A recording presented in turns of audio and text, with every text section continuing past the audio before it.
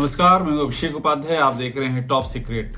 UP में एक नई ऐलाने जंग की शुरुआत हो चुकी है और ये ऐलाने जंग बेहद ही दिलचस्प है क्योंकि इसमें 3 ऐसे किरदार हैं जो अगर साथ में आ गए तो यूपी की राजनीति में भूचाल आ सकता है।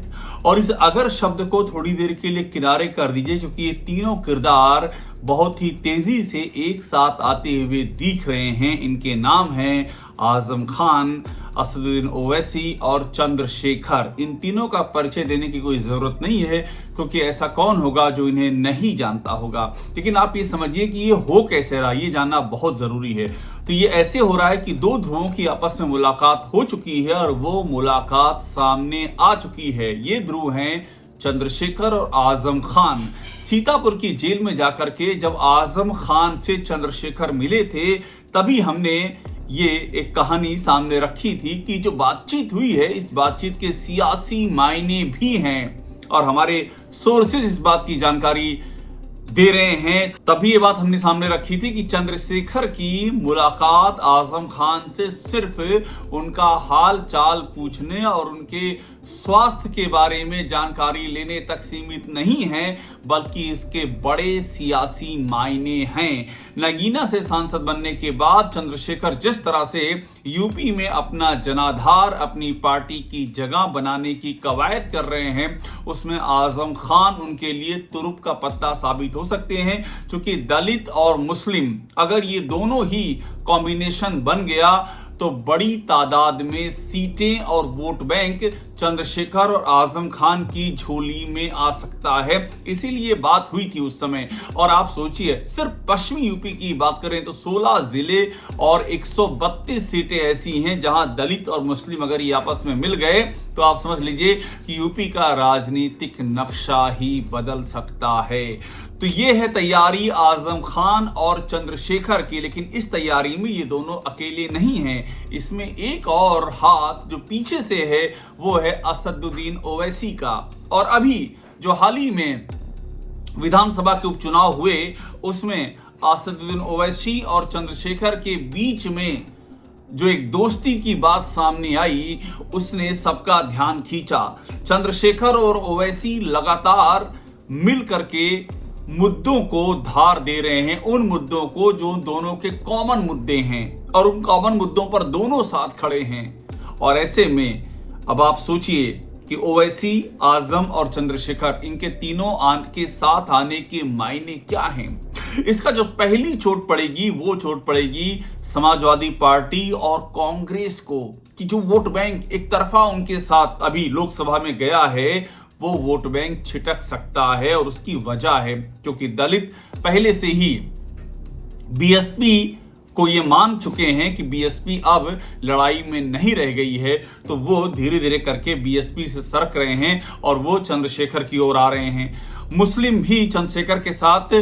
खड़े हो रहे हैं। इसकी झलक और झांकी अभी जो उपचुनाव हुए हैं उसमें दिख गई, जहां पर बाकायदा ऐसी सीटें रही, 2 ऐसी सीटें रही, कुंदरकी और मीरापुर, जहां पर आजाद समाजवादी पार्टी के उम्मीदवार ने सबको चौंका दिया, इतने ज्यादा वोट ले लिए, बीएसपी को पीछे छोड़ दिया।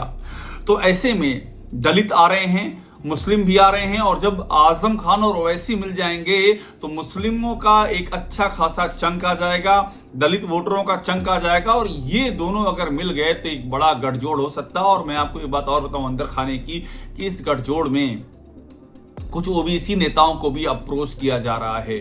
आप अगर कुछ समय पहले की बात अगर याद करें, जब पिछला विधानसभा चुनाव हुआ था तो उसमें एक और गठजोड़ हुआ था और वो गठजोड़ था ओवैसी का और बाबू सिंह कुशवाहा का, जो कि अभी हो चुके हैं समाजवादी पार्टी से सांसद। लेकिन ये गठजोड़ हुआ था, साथ में अनाउंसमेंट हुआ था, बात आगे नहीं बढ़ पाई, ये बात दूसरी है। और इसके साथ में पल्लवी पटेल, अनुप्रिया पटेल की बहन, और अपना दल का एक फैक्शन वो भी चलाती हैं, ये भी ओवैसी के साथ में आ चुकी हैं। तो आप सोचिए, अनुप्रिया पटेल की बहन पल्लवी पटेल वो एक बार साथ आ चुकी हैं, बाबू सिंह कुशवाहा साथ आ चुके हैं, कुशवाहा वोट बैंक, ये पटेल वोट बैंक, ये इस तरह के जो ओबीसी में वोट बैंक हैं अलग अलग छोटे छोटे, उनको इकट्ठा किया जाए और साथ में मुस्लिम और दलित, कितना ये पावरफुल कॉम्बिनेशन बनने जा रहा है और इसीलिए कहा जा रहा है कि यूपी में ऐलान जंग की शुरुआत हो चुकी है। आजम खान ने हाल ही में एक चिट्ठी लिखी है। उस चिट्ठी में उन्होंने बाकायदा ये बयां किया है कि आखिरकार मुसलमानों के लिए जो लड़ाई इंडिया गठबंधन को लड़नी चाहिए, क्या वो लड़ पा रहा है। जिस तरह से संभल पे शोर हो रहा है, आरामपुर में जो अत्याचार हुए हैं उस पर शोर क्यों नहीं हो रहा है। उन्होंने सीधा सीधा समाजवादी पार्टी पर और अखिलेश यादव पर परोक्ष से यानी कि पर्दे के पीछे से निशाना साधने की कोशिश की है। आजम नाराज है, इसमें दो राय नहीं है। रामपुर में जो टिकट समाजवादी पार्टी ने दिया इस लोकसभा चुनाव में मुहिबुल्लाह नदवी को, वो आजम खान की पसंद तो छोड़िए, वो नापसंद थे और इसके बाद भी उनको टिकट मिला, ये भी नाराजगी है।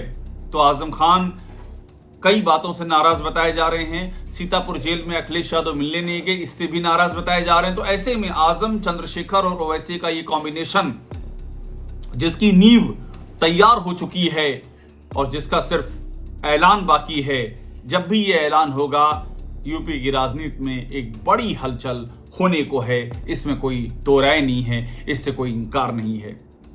टॉप सीक्रेट को देखते रहिए, लाइक कीजिए, सब्सक्राइब कीजिए, हमारे साथ में जुड़िए और आपको वो सारी खबरें यहाँ पर मिलती रहेंगी जो लीक से हटकर हैं और जो आपको सिर्फ यही मिलेंगी।